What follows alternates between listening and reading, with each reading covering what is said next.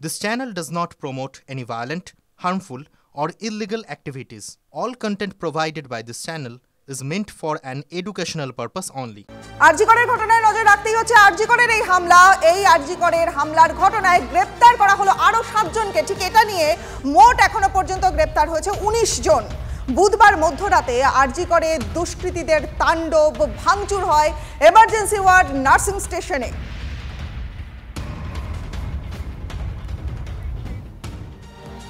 ধর্ষণের হুমকি, আবার হামলার হুমকি। আরজিকরে আসা দুষ্কৃতীরা এইভাবেই শাসিয়ে গিয়েছে। আর এমনই বিস্ফোরক অভিযোগ নার্সিং স্টাফদের। ফের হামলার ভয় কাঁপছে আরজিকর হাসপাতাল। সরকারি হাসপাতাল নয়, যেন যুদ্ধক্ষেত্র। চারিদিকে ছড়িয়ে ছিটিয়ে রয়েছে গত পরশুর রাতে ধ্বংসাবশেষ।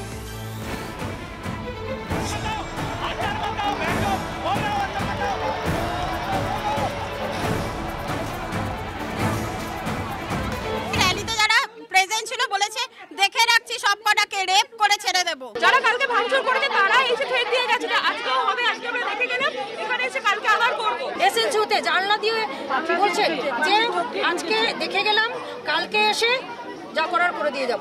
আমি আর কথাটা উচ্চারণ করলাম না। শুনলেন তো, দুষ্কৃতীরা হুমকি দিয়ে গেছে, আবার আসবে, আবার তাণ্ডব চালাবে। ধর্ষণের হুমকিও দিয়ে গেছে বলে অভিযোগ। আরজিকর এখন আর হাসপাতাল নয়, যেন মগের মুলুক। হামলা, ভাঙচুর, হুমকি, যা ইচ্ছা তাই করা যায়। আন্দোলন চলাকালীন সবার সামনে এসে এমার্জেন্সি বিল্ডিংয়ের একাধিক বিভাগে দেদার ভাঙচুর চালালো, দাপিয়ে বেড়ালো। পুলিশও যে হামলার মুখে একসময় কার্যত অসহায় হয়ে পড়ে, সেই হামলার আতঙ্ক যে থাকবে সেটা স্বাভাবিক নয় কি? ভাঙচুরের ঘটনা পুরোটাই পূর্ব পরিকল্পিত, অভিযোগ নার্সিং সুপারের। ওদের কোনো সিকিউরিটি দিতে পারছে না, এটার জন্য আমি মানসিকভাবে ভীষণভাবে বিধ্বস্ত। পরিকল্পিত হামলা অবশ্যই। এখন শুধু আমার একটাই বক্তব্য, আমরা অথরিটির সাথে দেখা করব। আমাদের কেন খোঁজ নিলেন না সেই কারণটা তার কাছ থেকে। অথরিটি হিসাবে কে ছিল কাল রাতে? শুনলাম অ্যাসিস্ট্যান্ট সুপার ছিলেন। সকালে কাজে এসে হাসপাতালের পরিস্থিতি দেখে চরম আতঙ্কে নার্সরা। আর যারা রাতের তাণ্ডবের সাক্ষী, তারা ভয়ে কাঁপছেন। ভয়ে কাঁপছে আরজিকর। এদিন অধ্যক্ষ সুরিতা পাল হাসপাতালে ঢুকতেই ক্ষোভ বিক্ষোভের সুনামি আছড়ে পড়ে। নিরাপত্তা কোথায়? কাজে এসে প্রাণ দেবেন নাকি? প্রশ্ন আরজিকরের নার্স থেকে স্বাস্থ্যকর্মীদের। আমরা পেশেন্টের জন্য অনেক কিছু করি, সেটা কেউ জানে না। একটা সিকিউরিটি দিন, কিচ্ছু চাই না। সিকিউরিটি নেই, আমাদের মেয়েদের দাঁড়িয়ে গেল ওখানে।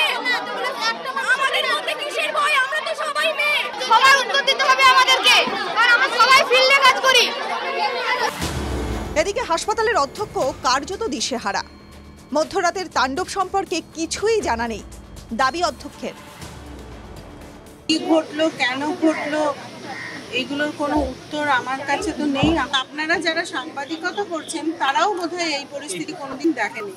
কিভাবে শান্ত করবো জানি না। আগে থেকে যে সমস্ত রোগীরা ভর্তি ছিল তাদের পরিবার, তারা গতকাল রাতে বাইরে ছিলেন।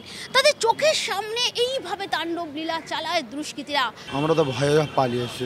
না, আমার বয়সে আমি কোনোদিন দেখিনি এরকম ভয়, মানে প্রচন্ড ভয়। আমরা পালিয়েছি। কোথায় পালালেন? সেই কিছু হাসপাতালের এমার্জেন্সি বিল্ডিংয়ে চিকিৎসকের সংখ্যা কম, তারপরও কম বেশি পরিষেবা চালিয়ে যাওয়ার চেষ্টা। তবে নতুন করে আর কোনো রোগী ভর্তি নেওয়া হচ্ছে না। আতঙ্ককে সঙ্গী করেই কাজ করছেন চিকিৎসক, নার্স থেকে অন্যান্য কর্মীরা। Bureau report, TV9 Bangla. আরজিকরে তাণ্ডবের জেরে আতঙ্কে বাড়ি ফিরলেন আরজিকরের নার্সিং পড়ুয়া পল্লবী সিং। পশ্চিম মেদিনীপুরের বৈকুণ্ঠপুর গ্রামের বাসিন্দা পল্লবী। প্রায় 3000 দুষ্কৃতী হামলা চালায় সেদিন। কোনো নিরাপত্তা ছিল না, ধর্ষণের হুমকি পর্যন্ত দেয় ওই দুর্বৃত্তরা। পুলিশই ভয়ে লুকিয়েছিল। ভয়াবহ অভিজ্ঞতার কথা শোনালেন আরজিকরের নার্সিং পড়ুয়া। তিলোত্তমা খুনের দিনই তার এক সহপাঠী ডিউটিতে ছিল, জানালেন আরজিকরের ওই নার্সিং পড়ুয়া। কোর্স কমপ্লিট না করেই ওইখান থেকে উইথআউট এনি পারমিশন চলে আসতে হলো। তার মানে বুঝতেই পারছেন যে কতটা আতঙ্কে রয়েছে। বাঁচাতে আগে তৎপর ছিল।